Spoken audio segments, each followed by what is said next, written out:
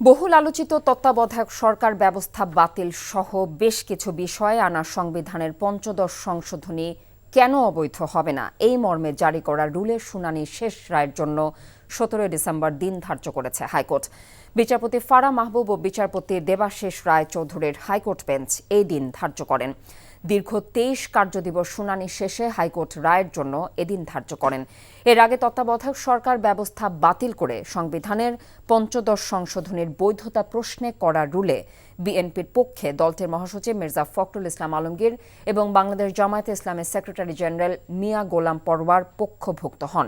19 August তত্ত্বাবধায়ক সরকার ব্যবস্থা বাতিল করে সংবিধানের পঞ্চদশ সংশোধনী কেন অবৈধ হবে না জানতে চেয়ে রুল জারি করে হাইকোর্ট। গণমাধ্যম ও সামাজিক যোগাযোগ মাধ্যমে সাবেক প্রধানমন্ত্রী শেখ হাসিনার বিদ্বেষমূলক বক্তব্য প্রচারে নিষেধাজ্ঞা চেয়ে আন্তর্জাতিক অপরাধ ট্রাইব্যুনালে আবেদন করেছে প্রসিকিউশন। চেয়ারম্যান বিচারপতি গোলাম মর্তুজা মজুমদারের নেতৃত্বাধীন আন্তর্জাতিক অপরাধ ট্রাইব্যুনালে আজ এই আবেদন করা হয়। ট্রাইব্যুনালের প্রসিকিউশন সূত্র থেকে তথ্য জানা গেছে। এর আগে গত 17 অক্টোবর আওয়ামী লীগ সভাপতি ও সাবেক প্রধানমন্ত্রী শেখ হাসিনার বিরুদ্ধে গ্রেফতারি পরোয়ানা জারি করে আন্তর্জাতিক অপরাধ ট্রাইব্যুনাল। একই সঙ্গে তাকে ট্রাইব্যুনালে হাজিরের নির্দেশ দেওয়া হয়। কিছুক্ষণের মধ্যে এই আবেদনের উপর শুনানি অনুষ্ঠিত হবার কথা রয়েছে। স্বরাষ্ট্র উপদেষ্টা অবসরপ্রাপ্ত লেফটেন্যান্ট জেনারেল জাহাঙ্গীর আলম চৌধুরী বলেছেন, দেশে জাতীয় ঐক্যের যে ডাক দেয়া হয়েছে তাতে ষড়যন্ত্র মোকাবেলা এবং দেশের শৃঙ্খলা রক্ষায় ইতিবাচক সাড়া ফেলবে। তিনি বলেন, ভারতের মিডিয়াগুলোই শুধু বাংলাদেশকে নিয়ে মিথ্যা অপপ্রচার চালাচ্ছে, বিশ্বের অন্য কোনো মিডিয়ার কেউই তা করছে না। সকালে নারায়ণগঞ্জের রূপগঞ্জে পূর্বাচল ফায়ার সার্ভিস ও সিভিল ডিফেন্স মাল্টিপারপাস ট্রেনিং গ্রাউন্ডে আয়োজিত আন্তর্জাতিক ভলান্টিয়ার দিবসের উদ্বোধনী অনুষ্ঠানে তিনি এসব কথা বলেন। স্বরাষ্ট্র উপদেষ্টা আরও বলেন, সীমান্তে কোনো উত্তেজনা নেই। ভারতের কিছু মিডিয়া অপপ্রচার চালাচ্ছে উল্লেখ করে এদেশের গণমাধ্যম সত্য ঘটনা তুলে ধরে তার জবাব দেবে বলেও আশা প্রকাশ করেন তিনি। আমরা যেসব সব একসাথে হব সেসব ডেফিনেটলি এটা একটা ইতিবাচক প্রভাব হবে। ভারতীয় মিডিয়া অপপ্রচার চালাচ্ছে, এরা বাংলাদেশ সম্বন্ধে অপপ্রচার চালাচ্ছে, এটার জবাব কিন্তু আপনারাই দিতে পারেন সত্যি ঘটনা প্রকাশ করে। ভারত বাংলাদেশের ভালো চায় না অভিযোগ করে দেশটির সব পণ্য বর্জনের আহ্বান জানিয়েছেন বিএনপি সিনিয়র যুগ্ম মহাসচিব রিজভী আহমেদ। জাতীয় প্রেসক্লাবের সামনে এক অনুষ্ঠানে তিনি এই আহ্বান জানিয়েছেন। আমরা তাদের নানাবিধ বাংলাদেশ বিরোধী প্রচার আমরা দেখছি। তোমরা আমাদেরকে পছন্দ করো না, তারপরেও তোমাদের জিনিস কিনতে হবে। বাংলাদেশের মানুষ তো মাথা নত করার মানুষরা। আমরা বাড়ির উঠোনের মধ্যে আমরা পেঁপে গাছ লাগাবো, আমরা পেঁয়াজ লাগাবো, তাও আমরা ওদের মুখাপেক্ষী হব না। আমরা ভারতীয় পণ্য বর্জন করবো। বন্ধুরা আমার, ভারতের অস্থিতিশীলতার কারণে গত 4 দিন ধরে বন্ধ রয়েছে সিলেটের শুল্ক স্টেশনগুলোর আমদানি রপ্তানি কার্যক্রম। সোমবার থেকে সিলেটের জকিগঞ্জ ও শেওলা শুল্ক স্টেশন দিয়ে পণ্য পরিবহন বন্ধ হয়ে যায়। মৌলভীবাজারের চাতলাপুর ও বটুলি শুল্ক স্টেশনেও দেখা দিয়েছে অচলাবস্থা।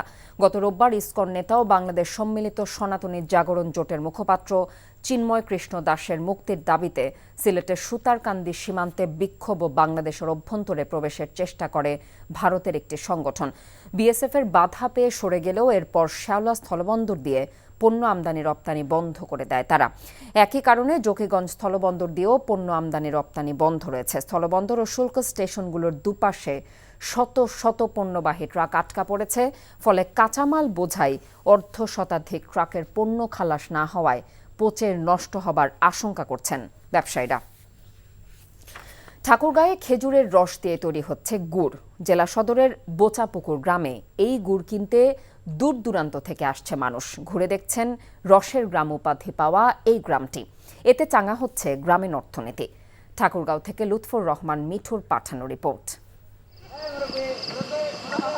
বাড়ছে শীতের তীব্রতা, ভোরে কুয়াশা চাদরে ঢাকা পড়ছে চারদিক। এমন শীতে সবারই বাড়তি আকর্ষণ থাকে খেজুরের রসের প্রতি। বিশেষ করে শীতের পিঠাপুলিতে খেজুরের রসের গুড়ের চাহিদা বেড়ে যায়। এবারও শীত শুরু হতেই উত্তর জেলার ঠাকুরগাঁও সদরের নারগুন ইউনিয়নের বোচাপুর গ্রামে চলছে খেজুরের রস দিয়ে গুড় তৈরির এমন দৃশ্য। প্রত্যেক বছর এখানে আসা হয় ঠিক শীতের সময়। এই সময় অনেক মানুষের সমাগম। এখানকার যে মানে ব্যবস্থাপনা, পরিষ্কার পরিচ্ছন্নতার একটা যে বিষয় থাকে, কোথাও গেলে যেমন এই যে রসের কথা বলি, এখানে মানে একবারে সবকিছুই খুব সুন্দরভাবে আর কি সাজানো গোছানো। নাটোর সহ আশপাশের জেলা থেকে গাছিরা আসছেন এই গ্রামে। সকালবেলা রসটা পাড়ার পরে নিয়ে এসে এখানটাতে জাল দেওয়া হয়, ঘন্টা 3 জাল দেওয়া হয়, তারপরে গুড়টা নামানো হয়। গুড়টা ওখানে খাওয়ার পরে আপনার এটা যখন শক্ত হবে আবার ঢালতে হবে আপনার চালের ভিতরে, যাক বলা হয় তাওয়ার ভিতর ঢালার পরে এটা আবার আধা ঘন্টা রেস্ট দেওয়া লাগে। আমরা খেজুর গাছের কারিগর। এখানে আমরা খেজুরের গাছ 11টার দিকে গাছ লাগানোর জন্য উঠি, আর রাত 3টার সময় আমরা রস নামাই। গ্রামে প্রায় 10 একর জমিতে গড়ে উঠেছে খেজুরের বাগান। প্রতিদিন 20 থেকে 25 কেজির বেশি গুড় উৎপাদন করেন গাছিরা। প্রতি বছর এই দিনটির আশা থাকেন তারা। NTV news desk. যুব বিশ্বকাপের যোগ্যতা অর্জন করা বাংলাদেশ হকি দল দেশে ফিরছে। সকাল 10:15টার দিকে ঢাকার হযরত শাহজালাল আন্তর্জাতিক বিমানবন্দরে অবতরণ করে দলটি। ফেডারেশনের সভাপতি ও বিমান বাহিনী প্রধান air chief marshal Hasan Mahmud Khan দলকে সংবর্ধনা দেবেন বিমান বাহিনীর ফ্যালকন হলে দুপুর 1টায়। হকির যে কোনো পর্যায়ের বিশ্বকাপে প্রথম দেখা যাবে বাংলাদেশকে। ওমানের মাস্কাটে জুনিয়র এশিয়া কাপে যোগ্যতা অর্জন করে বাংলাদেশ অনূর্ধ্ব 21 দল 10 দেশের এশিয়া কাপে পঞ্চম হয়েছে লাল সবুজরা। থাইল্যান্ডকে উড়িয়ে বিশ্বকাপের টিকিট নিশ্চিত করা বাংলাদেশ স্থান নির্ধারণী ম্যাচে চীনকে 6-3 গোলে হারিয়ে টুর্নামেন্ট শেষ করেছে। আগামী বছর ভারতে হতে চলা যুব বিশ্বকাপে এশিয়া থেকে 7 দল অংশগ্রহণ করবে। স্বাগতিক ভারত সরাসরি খেলবে। বাকি 6 দেশ জুনিয়র এশিয়া কাপ থেকে খেলার সুযোগ পাচ্ছে। স্বাভাবিক খেলা খেলেই কাঙ্ক্ষিত জয় এনেছেন মওদুদুর রহমানের শিষ্যরা।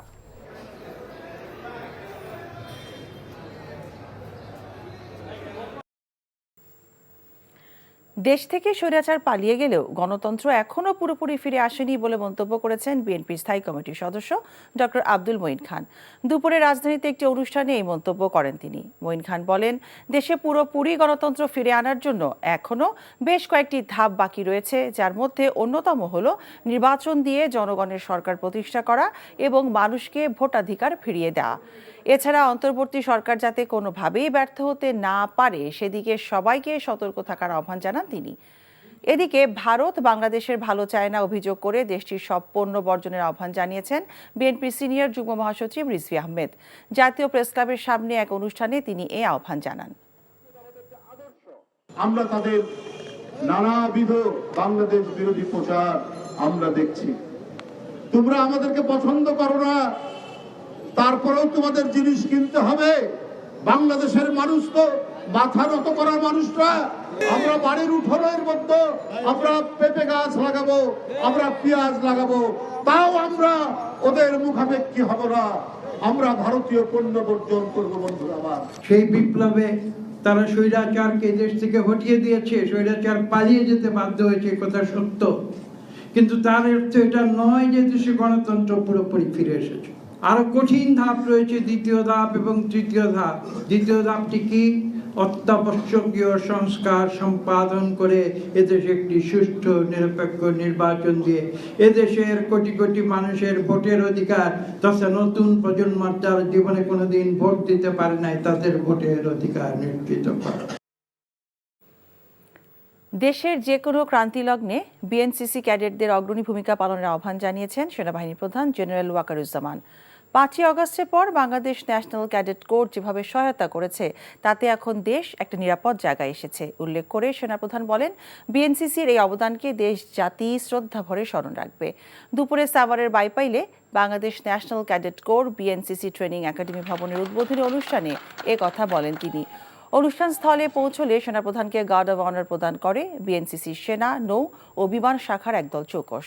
সেনাপ্রধান গার্ড অব অনার গ্রহণ এবং উদ্বোধনী ফলক উন্মোচন করেন, পাশাপাশি বিএনসিসি ট্রেনিং একাডেমিতে বৃক্ষরোপণ করেন। ছাত্র সমাজের শৃঙ্খলা, কর্তব্যবোধ, ন্যায় নিষ্ঠা ইত্যাদি এই জিনিসগুলো অনেক উন্নতি করা সম্ভব হবে এবং দেশের যে কোনো ক্রান্তি লগ্নে তোমরা একটা বিশাল শক্তি হিসাবে আবির্ভূত হবে।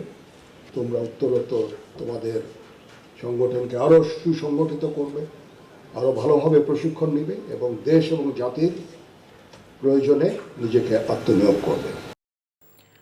পুলিশের অভিযান টের পেয়ে গুলি ছুড়ে পালিয়ে গেল চট্টগ্রামের শীর্ষ সন্ত্রাসী সাজ্জাদ হোসেন। তার ছোড়া গুলিতে আহত হয়েছে দুজন। জোড়া খুনসহ 10টি মামলার আসামি এই সাজ্জাদ হোসেনকে ধরতে পুলিশ গতকাল রাতে অক্সিজেন এলাকার একটি বাসায় অভিযান চালায়। পুলিশের উপস্থিতি টের পেয়ে সাজ্জাদ গুলি ছুটতে ছুটতে পালিয়ে যায়। তার ছোড়া গুলিতে স্থানীয় বাসিন্দা মোহাম্মদ জাভেদ এবং একটি ব্যাংকের এটিএম বুথের নিরাপত্তা কর্মী কাজল কান্তি দিয়ে গুলিবিদ্ধ হন। এরপর পুলিশের সোয়াট দল এসে ওই বাসা থেকে সাজ্জাদের স্ত্রী তামান্না বেগম এবং 2 যুবককে আটক করে। গুলিবিদ্ধ 2 জন চট্টগ্রাম মেডিকেল কলেজ হাসপাতালে চিকিৎসাধীন রয়েছেন। বিদ্যুৎ ও প্রাথমিক জ্বালানি সরবরাহের ক্ষেত্রে যে কোনো পর্যায়ের দুর্নীতি ও লুণ্ঠনে জড়িত ব্যক্তিদের তালিকা প্রকাশের দাবি জানিয়েছে consumer association of Bangladesh cab. ব্যক্তি খাতে মালিকানাধীন ফার্নেস অয়েল ভিত্তিক বিদ্যুৎ কেন্দ্রগুলির চুক্তি এবং পাওয়ার পারচেজ এগ্রিমেন্ট বাতিলও চেয়েছে সংগঠনটি। সকালে রাজধানীতে জ্বালানি খাত সংস্কার নিয়ে গণমাধ্যমের সঙ্গে সংলাপে এমন দাবি করা হয়। ক্যাব বলছে, পতিত সরকারের আমলে রূপপুর, রামপাল, মাতারবাড়ি এবং পায়রার বিদ্যুৎ কেন্দ্র প্রকল্পের চুক্তি পর্যালোচনা করা দরকার। ভারতের আদানির কয়লাভিত্তিক বিদ্যুৎ প্রকল্প থেকে বিদ্যুৎ আমদানি ব্যয়কে লুণ্ঠনমূলক উল্লেখ করে ক্যাব নেতারা এই চুক্তি বাতিল করার দাবি জানান। এছাড়া বিদ্যুৎ ও জ্বালানি খাতে প্রয়োজনীয় সংস্কার নিশ্চিতে অন্তর্বর্তী সরকারের প্রতি আহ্বান জানান বক্তারা।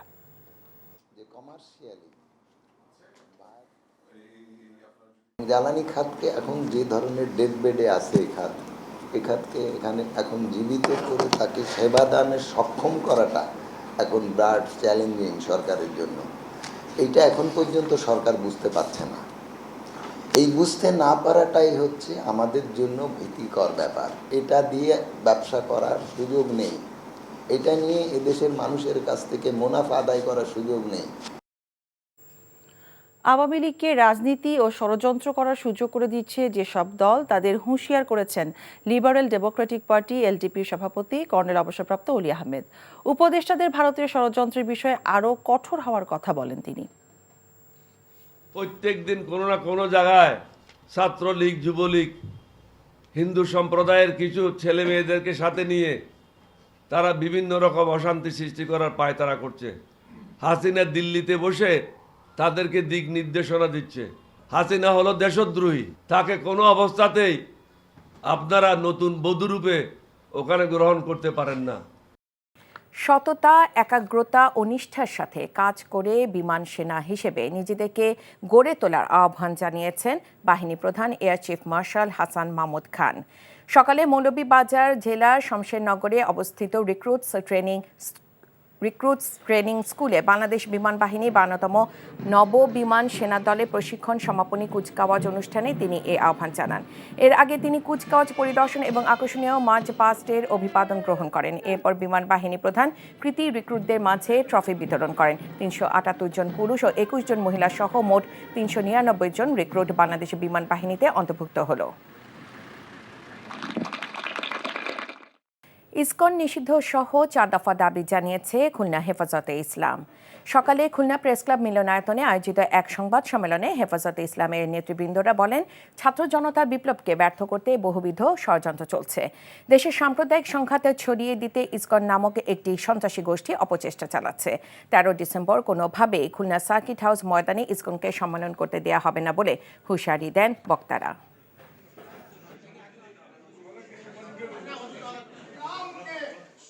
রাজশাহীতে কোনো ধরনের ঘুষ ও তদবির ছাড়াই 120 টাকা আবেদন ফি দিয়ে পুলিশ কনস্টেবল পদে চাকরি পেয়েছে 76 জন।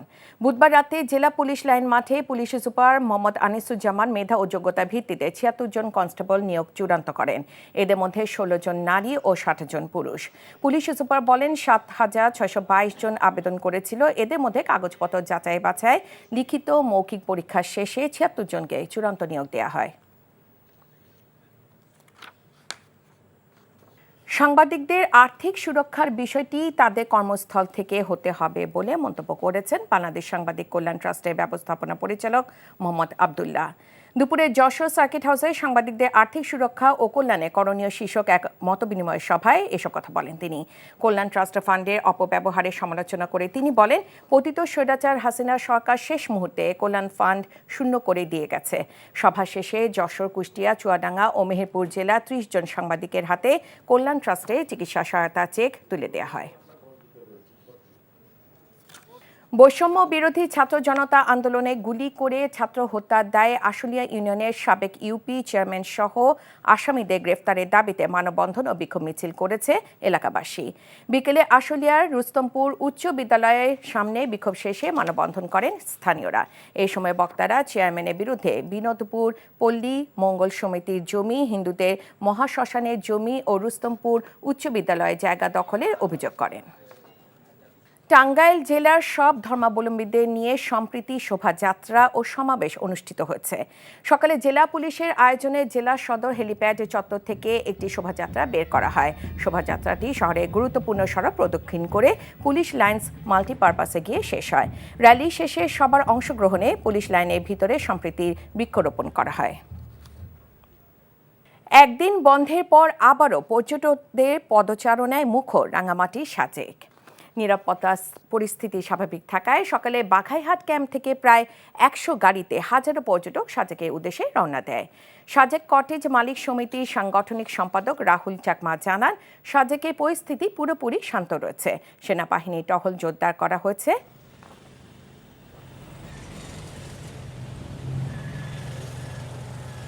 প্রধান উপদেষ্টা ডক্টর মোহাম্মদ ইউনূস বলেছেন, ধর্ম, মত, পথের ভিন্নতা থাকলেও বাংলাদেশের সবাই একই পরিবারের অংশ। শত পার্থক্য থাকলেও শত্রুতা নেই কারো বিরুদ্ধে। ধর্মীয় নেতাদের সঙ্গে সংলাপের আগে উদ্বোধনী বক্তব্যে একথা বলেন তিনি। বলেন, বিভিন্ন বিষয় নিয়ে বিদেশি অনেক গণমাধ্যমে যা বলা হচ্ছে তা নিয়ে ফারাক রয়েছে। রিপোর্ট করছেন হাসান মাহমুদ। দেশের চলমান নানা ইস্যুতে ধারাবাহিক আলোচনার অংশ হিসেবে রাজধানীর ফরেন সার্ভিস একাডেমিতে ধর্মীয় নেতাদের সঙ্গে সংলাপ করেন অন্তর্বর্তী সরকারের প্রধান উপদেষ্টা ডক্টর মোহাম্মদ ইউনূস। সংলাপে অংশ নেন একাধিক ধর্মীয় নেতা এবং সেটা আসছে আমাদের সংবিধান থেকে।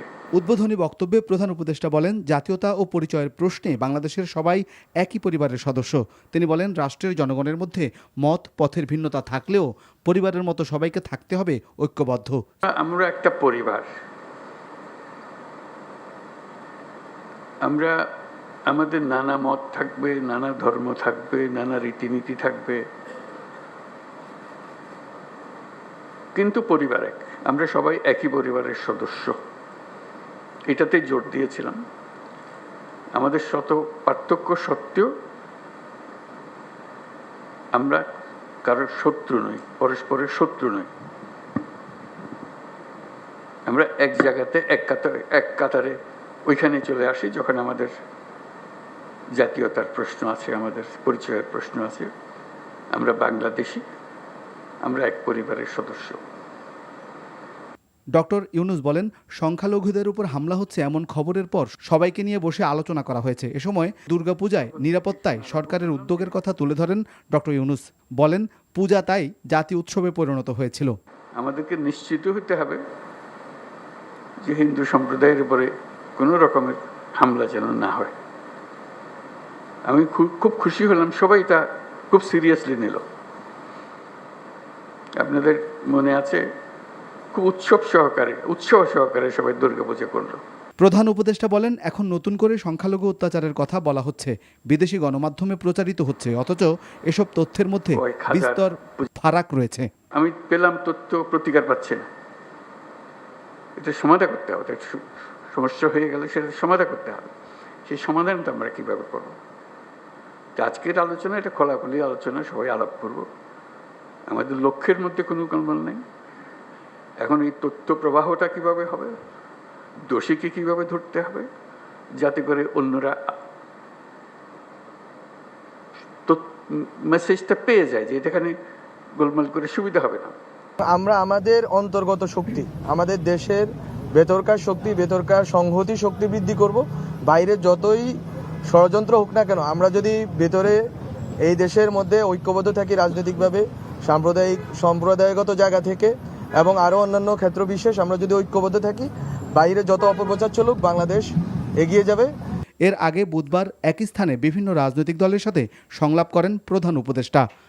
Hasan Mahmud, NTV news, Dhaka. অন্তর্বর্তী সরকারের প্রধান উপদেষ্টা ডক্টর মোহাম্মদ ইউনূসের সঙ্গে আগামী সোমবার ঢাকায় বৈঠক করবেন ইউরোপীয় ইউনিয়নের সদস্যভুক্ত ২৭ দেশ ও ঢাকায় ইইউ মিশন প্রধান সহ ২৮ রাষ্ট্রদূত। বৃহস্পতিবার বিকেলে পররাষ্ট্র মন্ত্রণালয়ের মুখপাত্র মোহাম্মদ রফিকুল আলম ব্রিফিংয়ে একথা জানান। ইইউ এর সব সদস্য দেশের রাষ্ট্রদূত একত্রিত হয়ে সরকার প্রধানের সঙ্গে আলোচনার উদ্যোগটি এবারই প্রথম। এই উদ্যোগ বাংলাদেশ ও ইইউ এর সম্পর্ককে আরও সুসংহত করবে বলে জানান তিনি। মুখপাত্র বলেন, আসন্ন বৈঠকে বাংলাদেশের সঙ্গে ইইউভুক্ত সদস্য রাষ্ট্রগুলো এবং ইইউ এর সঙ্গে দ্বিপক্ষীয় সম্পর্কের সার্বিক পর্যালোচনা, সহযোগিতার নতুন ও সম্ভাবনাময় ক্ষেত্র, এলডিসি উত্তরণ পরবর্তী জিএসপি প্লাস বাণিজ্য সুবিধা, জলবায়ু পরিবর্তন সৃষ্ট অস্তিত্ব সংকট মোকাবেলা, দ্রুত রোহিঙ্গা প্রত্যাবাসন বাস্তবায়ন এবং সর্বোপরি একটি টেকসই ভবিষ্যৎ বিনির্মাণে উভয়ের অঙ্গীকার ও করণীয় সম্পর্কে আলোচনা হবার সম্ভাবনা রয়েছে। সাথে সদস্য রাষ্ট্রসমূহ এবং ইউরোপীয় ইউনিয়নের দ্বিপাক্ষিক সম্পর্কের সার্বিক পর্যালোচনা, সহযোগিতার নতুন ও সম্ভাবনাময় ক্ষেত্রসমূহ, এলডিসি উত্তরণ পরবর্তী জিএসপি প্লাস বাণিজ্য সুবিধাদি, জলবায়ু পরিবর্তনের সৃষ্ট অস্তিত্ব সংকট মোকাবেলা, দ্রুত রোহিঙ্গা প্রত্যাবাসন বাস্তবায়ন এবং সর্বোপরি একটি টেকসই ভবিষ্যৎ বিনির্মাণে উভয়ের অঙ্গীকার ও করণীয় সম্পর্কে আলোচনা করবে বলে আশা করা যাচ্ছে। ইউরোপীয় ইউনিয়নের সকল সদস্য রাষ্ট্রের রাষ্ট্রদূত একত্রিত হয়ে সরকার প্রধানের সঙ্গে আলোচনার উদ্যোগটি এবারই প্রথম। ভারতীয় আগ্রাসন রুখে দিতে দেশের জনগণ প্রস্তুত আছে বলে মন্তব্য করেছেন বিএনপির জ্যেষ্ঠ নেতারা। রাজধানীর আলাদা কয়েকটি অনুষ্ঠানে তারা বলেন, প্রতিবেশী দেশ নানাভাবে অস্থিতিশীল করার চেষ্টা করছে বাংলাদেশকে। তাদের এই তৎপরতার বিরুদ্ধে ঐক্যবদ্ধ প্রতিরোধ গড়ে তুলতে হবে। আবির আহমেদ জানাচ্ছেন বিস্তারিত। রাজধানীর জাতীয় প্রেস ক্লাবে আন্তর্জাতিক ফারাক্কা কমিটির নেতা আতিকুর রহমান শালু স্মরণ সভায় বিএনপির স্থায়ী কমিটির সদস্য ডক্টর মঈন খান বলেন, সকল অপশক্তি ও পরিবেশগত আগ্রাসন মোকাবেলায় দেশের মানুষ ও সরকারকে একসাথে কাজ করতে হবে। পরিবেশগত বিপর্যয় আজকে ফারাক্কা এবং অন্যান্য 56টি অভিন্ন নদী রয়েছে আমাদের বন্ধু রাষ্ট্র এবং আমাদের মধ্যে। লোয়ার রাইবেরিয়ান হিসেবে আমাদের আন্তর্জাতিকভাবে কিছু অধিকার যেটা জাতিসংঘ স্বীকৃত, সেই অধিকারগুলো কিন্তু আজকে পর্যন্ত আমরা পাইনি। যদি আজকে আমরা সেই পরিবেশগত বিপর্যয়গুলো রোধ করতে না পারি, তাহলে আপনাদের যে বংশধরেরা তারা কিন্তু বাংলাদেশ থেকে নিশ্চিন্ন হয়ে যাবে। আর জাতীয় প্রেস ক্লাবের সামনে ভারতীয় পণ্য বয়কটের আহ্বান জানান বিএনপির সিনিয়র যুগ্ম মহাসচিব রুহুল কবির রিজভী। তিনি বলেন, বাংলাদেশকে অস্থিতিশীল করার ব্যর্থ চেষ্টা করে যাচ্ছে ভারত। আজকে তারা নানা ধরনের উস্কানি দিচ্ছে বাংলাদেশে, মানুষের মধ্যে, বাংলাদেশের ভিতরে, কিন্তু বাংলাদেশের মানুষ তাদের উস্কানিতে পা দেয়নি। পার্শ্ববর্তী দেশ যে আমাদের এখানে উস্কানি দিতে পারে, এটা গোটা জাতি ধরে ফেলেছে। আমরা ওদের পণ্য বর্জন করব। এদিকে বাংলাদেশের বিরুদ্ধে ভারতীয় আগ্রাসন, অপপ্রচার ও সার্বভৌমত্ব বিরোধী অপতৎপরতা বন্ধের দাবিতে অন্য এক প্রতিবাদ সভায় বিএনপির চেয়ারপারসনের উপদেষ্টা জয়নাল আবেদিন ফারুক ভারতের সাম্প্রতিক কর্মকাণ্ডের তীব্র প্রতিবাদ জানান। শেখ হাসিনার প্রেতাত্মারা কোনোদিনও আর বাংলাদেশে নতুন ষড়যন্ত্র করতে পারবে না। বাংলাদেশে অস্থিতিশীল ঘটনার জন্য ভারতের আশ্রয়ে শেখ হাসিনার কর্মকাণ্ডকেই দায়ী করেন বক্তারা। আবির আহমেদ, এনটিভি নিউজ, ঢাকা। গণমাধ্যমের স্বাধীনতা এই সরকারের প্রধান অগ্রাধিকার বলে জানিয়েছেন প্রধান উপদেষ্টার প্রেস সচিব শফিকুল আলম। দুপুরে টিআইবির অনুসন্ধানী সাংবাদিকতার পুরস্কার প্রদান অনুষ্ঠানে নতুন বাংলাদেশে কেমন গণমাধ্যম চাই শীর্ষক আলোচনায় তিনি এই মন্তব্য করেন। বক্তারা ভারতীয় গণমাধ্যমের মিথ্যাচার মোকাবেলায় দেশীয় গণমাধ্যমকে এগিয়ে আসার আহ্বান জানান। নূর হোসেনের রিপোর্ট। মফস্বল ও জাতীয় পর্যায়ে অনুসন্ধানী সাংবাদিকতার জন্য বেশ কয়েকজন সাংবাদিকের হাতে পুরস্কার তুলে দেয় ট্রান্সপারেন্সি ইন্টারন্যাশনাল বাংলাদেশ টিআইবি। এই উপলক্ষে বৃহস্পতিবার রাজধানীর বিআইসিসিতে অনুসন্ধানী সাংবাদিকতা কনক্লেভ এবং নতুন বাংলাদেশের গণমাধ্যম শীর্ষক আলোচনার আয়োজন করা হয়। অনুসন্ধানী সাংবাদিকতা এবং অনুকূল পরিবেশ। আলোচনায় উঠে আসে অনুসন্ধানী সাংবাদিকতার নানা প্রতিবন্ধকতা। গণমাধ্যম কর্মীদের বেতন নিয়েও উষ্মা প্রকাশ করেন সিনিয়র সাংবাদিকরা।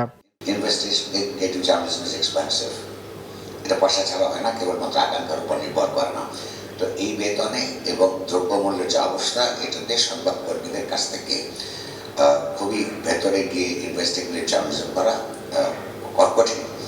বিগত স্বৈরাচারী সরকারের আমলে গণমাধ্যমের ভূমিকা নিয়ে প্রশ্ন তুলে আলোচকরা ভারতীয়দের মিথ্যাচার প্রতিরোধে দেশের গণমাধ্যমকে এগিয়ে আসার আহ্বান জানান। জনস্বার্থ প্রতিফলিত হচ্ছে কিনা, জনস্বার্থ তারা রক্ষা করছে কিনা, জনস্বার্থের পক্ষে এই কাজটা হচ্ছে কিনা, সেই টেস্ট যদি আমরা না রাখি, তাহলে সেটাকে কি আমরা সংবাদপত্র বা টেলিভিশন যে মাধ্যমেই হোক না কেন, সেটাকে কি আমরা গণমাধ্যম বলবো? স্বাধীন গণমাধ্যম তৈরিতে সরকার সর্বাত্মক সহযোগিতা করবে বলে জানান প্রধান উপদেষ্টার প্রেস সচিব।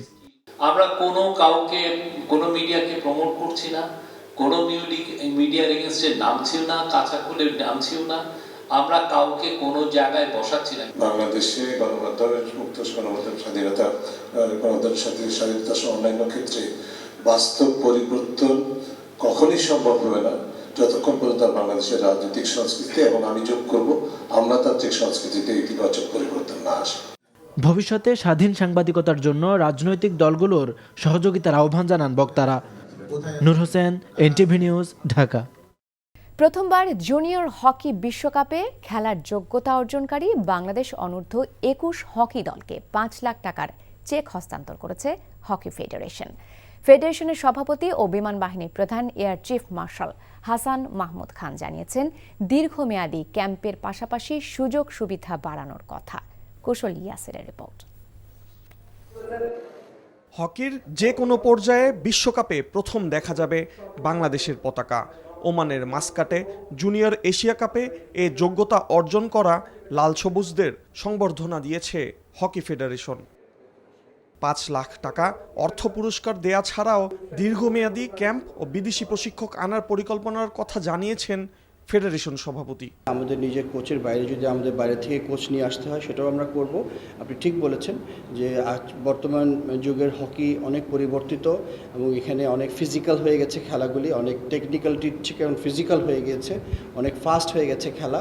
তো ওদের সাথে আমরা সত্যি কম্পিট করতে হলে আমাদেরকে অনেক প্রস্তুতি নিতে হবে। তো আমরা চেষ্টা করব, আমাদের বেস্ট এফোর্ট আমরা দিব। 10 দেশের এশিয়া কাপে পঞ্চম হয়েছে বাংলাদেশ।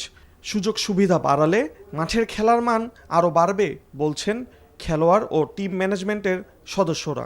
অনেকগুলো মিস করছি, বাট আরও গোল হতে পারতো। আমি মনে করি আমার পার্সোনাল অপিনিয়ন, আমি আরও ভালো খেলতে পারতাম। আমাদের আরও হার্ড ট্রেনিং করতে হবে, প্লাস বাইরের সাথে ফ্রেন্ডশিপ ম্যাচ খেলতে হবে। যেমন আমাদের এশিয়ার ভিতরে মালয়েশিয়া, ওমান, জাপান, কোরিয়া। এক বছরের মধ্যে অবশ্যই প্রিমিয়ার লিগ থাকতে হবে। একটা ফ্র্যাঞ্চাইজি লিগ যদি থাকে তাহলে খেলোয়াড়রা ফিনান্সিয়ালিটা মানে কিছুটা বেনিফিটেড হবে। এবং আমাদের প্রিমিয়ার লিগ এবং ফ্র্যাঞ্চাইজি লিগ কিন্তু মানে আমি বলবো মোটামুটি বিশ্বমানের। এর আগে সকালে ওমান থেকে দেশে ফেরে বাংলাদেশ অনূর্ধ্ব 21 দল। আগামী ডিসেম্বরে ভারতে আয়োজন হবে যুব বিশ্বকাপ। বড়দের বিশ্বকাপেও খেলার ইচ্ছা বাংলার যুবাদের।